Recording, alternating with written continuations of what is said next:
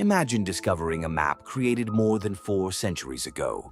A map so large that, when fully assembled, it measures more than 3 meters across. At its center is the North Pole. Around its edges lies an enormous southern continent, and scattered across its oceans and unexplored lands are sea monsters, unicorns, strange rulers, gigantic birds, and creatures that never existed. At first glance, it looks less like a map and more like the world of a fantasy story. But this document was created in 1587 by an Italian scholar named Urbano Monte. He intended it to represent the most complete image of the Earth that the knowledge of his time could produce. And there is another surprising detail. This enormous map was designed to move. Its creator wanted it to be mounted on a wooden panel and rotated around a central pin, almost like an enormous analog version of Google Earth. But why did Monte create such a strange map? Why does the Earth look so different?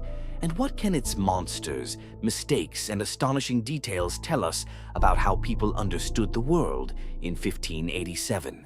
A world that was rapidly expanding. To understand this map, we must return to Europe at the end of the 16th century. By 1587, Europeans had already crossed the Atlantic, sailed around the southern tip of Africa, and completed the first circumnavigation of the planet. Ships were returning with information about distant coastlines, unfamiliar peoples and animals that many Europeans had never seen, but geographic knowledge was still incomplete. Travelers often produced contradictory accounts. Sailors could describe a coastline without knowing what existed farther inland. Distances were difficult to calculate, and information could take years to travel from one part of the world to another. Maps were created by combining observations, older documents, travelers' stories, and sometimes pure speculation. In this world lived Urbano Monte, a wealthy Milanese nobleman born in 1544. Monte was not a famous explorer. As far as historians know, he never crossed an ocean or personally visited the distant places he drew. He was what we might call an armchair traveler,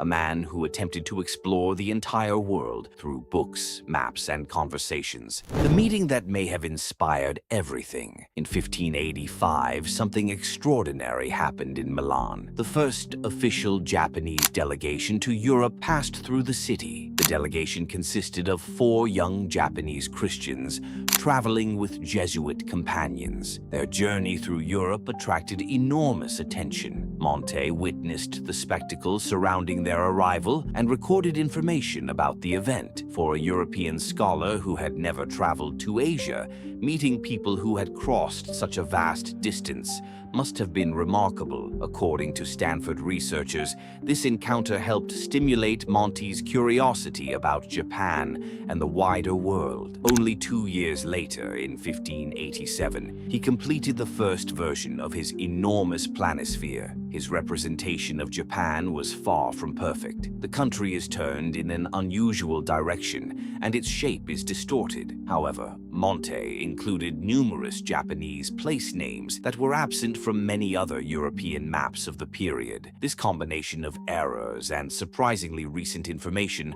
appears throughout his entire creation. 60 sheets forming one world. Monte did not draw his world on one enormous piece of paper. Instead, he divided it across 60 individual manuscript sheets. When placed together according to his instructions, the sheets created a circular map more than 3 meters across. Monte explained that they should be attached to a large wooden panel. A pin would pass through the North Pole at the center, allowing the entire map to rotate. This rotation had a practical purpose. Because the map was so large, a person standing on one side would see some regions upside down. By turning the panel, the viewer could bring any part of the world closer and read it in the correct orientation. It was an ambitious combination of map, educational instrument, and interactive display, but Monte's rotating version was apparently never constructed. For centuries, the 60 sheets remained bound together like the pages of an atlas. His vision existed, but no one could see the complete map in the form he had intended. Why does the Earth look like this? The most striking feature of the map is its unusual perspective. The North Pole occupies the center, while the continents extend outward in every direction. This method is known today as a North Polar azimuthal projection. Imagine looking down at the planet from a point directly above the North Pole and then flattening that view onto a circular surface. This is why North America, Europe, and Asia surround the center of Monte's world, while the regions of the southern hemisphere are stretched along the outer edge. The farther a place is from the North Pole, the greater the distortion becomes. The projection allowed Monte to represent the whole world as one connected circular image. It also made the map suitable for the rotating panel he imagined, and despite claims sometimes made online, this map is not evidence that Monte believed the Earth was flat. A projection is simply a method for showing a spherical planet on a flat surface. Every flat world map creates distortion. Even the familiar Mercator projection makes areas near the poles appear much larger than they actually are. Monte chose a different solution, one that looks strange to us but was remarkably creative for his period. Centuries later, a similar polar perspective would become familiar through aviation maps and even the emblem of the United Nations. That does not mean Monte designed the UN emblem. It simply demonstrates that his chosen perspective remained useful long after his death. The monsters living on the map. Then there are the creatures. In Siberia, Monte placed animals resembling unicorns.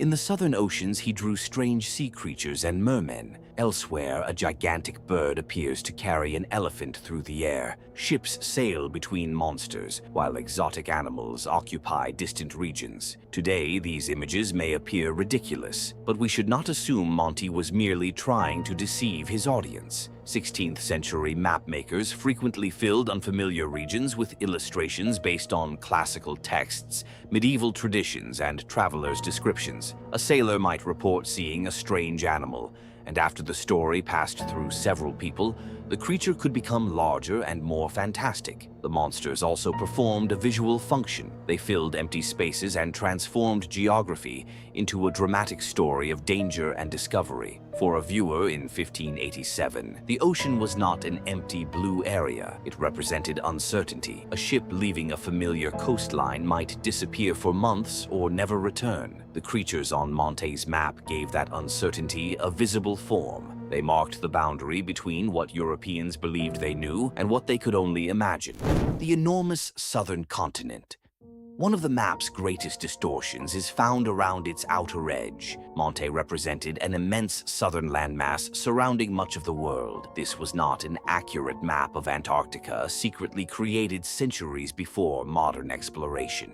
It reflected an older geographic idea known as Terra Australis, the hypothetical southern land. Some ancient and Renaissance thinkers believed that a massive continent had to exist in the south to balance the large land masses of the northern hemisphere. European navigators had encountered islands and southern coastlines, but they had not mapped Antarctica. Monte's projection then made this imaginary southern continent appear even larger because regions near the outer edge were heavily stretched. The result is dramatic, but it is not evidence of lost technology or a forgotten civilization mapping Antarctica without ice. It is something more historically valuable, evidence of how scholars attempted to complete the unknown portions of the planet using the information available to them.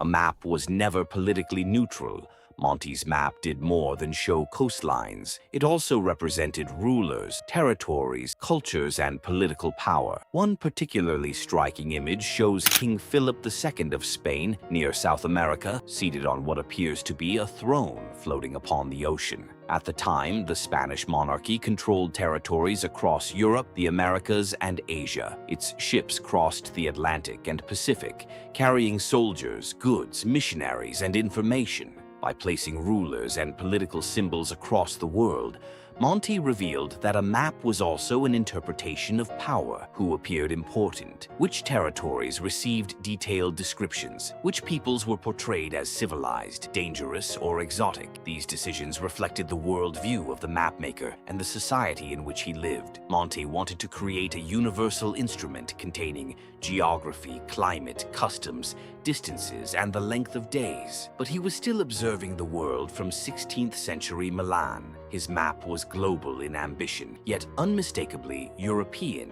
in perspective.